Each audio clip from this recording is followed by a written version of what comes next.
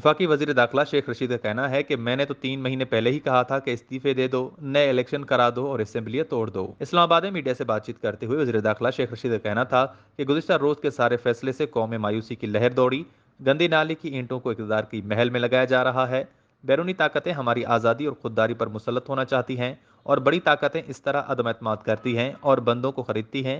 पहले बड़े चोरों को सेहत के बहाने बाहर भगाया जाता है। तमाम ताकतें इस केस में बेनकाब हो चुकी हैं। कौम को सब पता है कि क्या हुआ है, क्यों हुआ है और किसने किया है। शेख रशीद ने कहा कि मैंने इमरान खान को मशवरे दिए थे। मैं तो 3 महीने पहले ही कहा था कि इस्तीफे दे दो, नए इलेक्शन करा दो, असेंबलियां तोड़ दो। मैं उस वक्त भी ठीक था जब कहता था इमरजेंसी लगा दो, गवर्नर राज ले आओ। मैं अब भी कहता हूं कि हमें यकजुबां होकर मुस्ताफी हो जाना चाहिए। इन चोरों के साथ मिलकर नहीं चल सकते।